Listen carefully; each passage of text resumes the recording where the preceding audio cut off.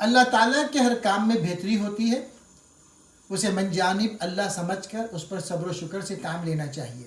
مشورہ مفت۔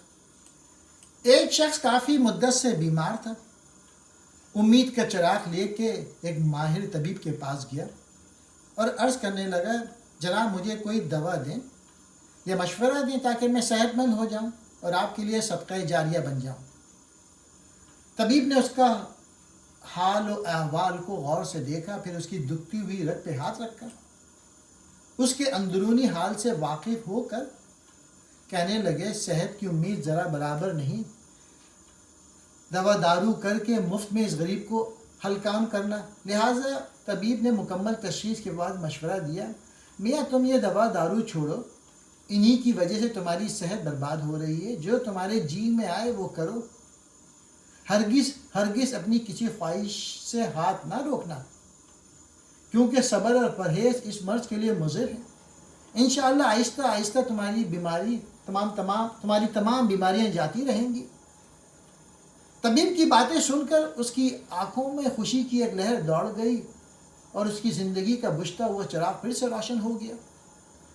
خوش ہو کر اس نے کہا، واہ، آپ نے کیا خوب مشورہ دیا ہے، آج سے اس مشورے پر دل و جان سے عمل کروں گا۔ ایک دن ایک دریا کے کنارے جا نکلا تاکہ طبیعت بحال ہو جائے۔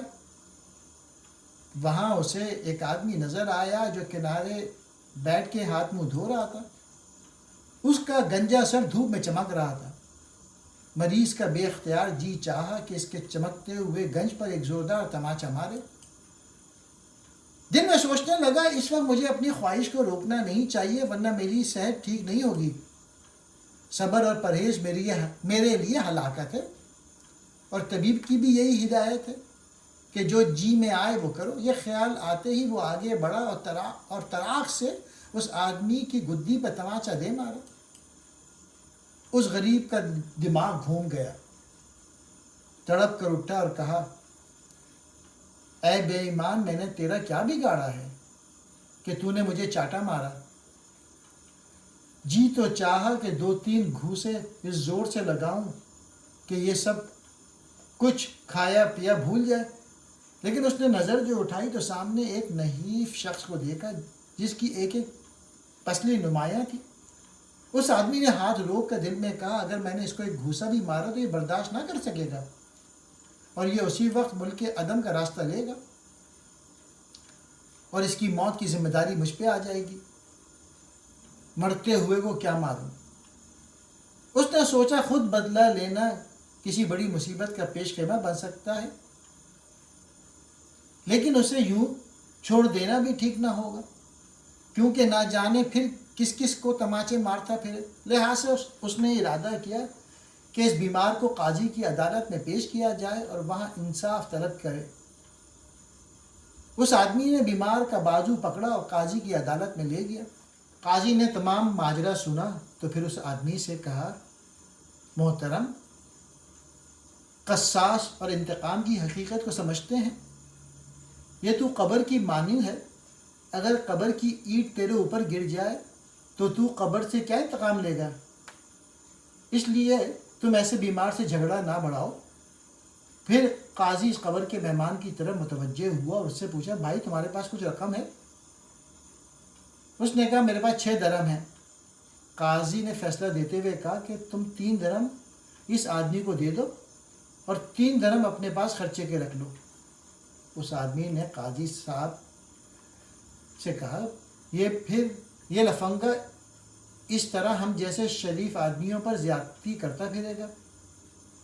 قاضی اور اس شریف آدمی کے درمیان تکرار ہو رہی تھی۔ ادھر اس بیمار کے دل میں ایک اور خواہش جنم لے رہی تھی۔ اس بیمار آدمی کی نظر قاضی صاحب کے گنج پہ پڑی۔ اس کے ہاتھ میں خارش ہو رہی تھی۔ اس بیمار کو آخر دل کی بات ماننی پڑی، اور دوسرا اس نے دل میں سوچا کہ تماچے کا معاوضہ 3 درم سستا ہے۔ وہ راز کی بات کہنے کی غرض سے قاضی کے قریب ہوا اور ایک زوردار تماچا قاضی کی گدی پر رسید کر دیا اور کہنے لگا، تم دونوں یہ پورے 6 درم لے لو اور میں اس کیس سے فارغ ہوا۔ وہ یہ کہہ کے چل دیا۔ قاضی کو جب ہوش آیا تو تو اس آدمی نے کہا اے انصاف کے بادشاہ، آپ نے جو دوسرے کے لیے پسند کیا وہی آپ کو ملا۔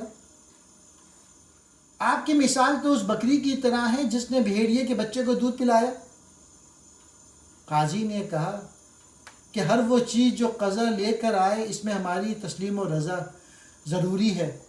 میں اللہ کے حکم سے باطن میں خوش ہوں، اگرچہ میرے چہرے پر ناگواری کے تاثرات ابھرے ہیں۔ میرا دل باغ اور آنکھیں ابر کی مانند ہیں، کیونکہ ابر کے رونے سے باغ ہنستا ہے۔ قدرت الہیہ کے ہاتھ سے کسی کو زہر ملتا ہے اور کسی کو امرت، کسی کو غم اور کسی کو خوشی۔ انتہائی متضاد کیفیتوں میں چاہنے والوں کی بہتری اور اصلاح کا راز پوشیدہ ہوتا ہے۔ درس حکایت ہے کہ اللہ تعالیٰ کے ہر کام میں بہتری ہوتی ہے اور اسے من جانب اللہ سمجھ کر اس پر صبر و شکر سے کام لینا چاہیے۔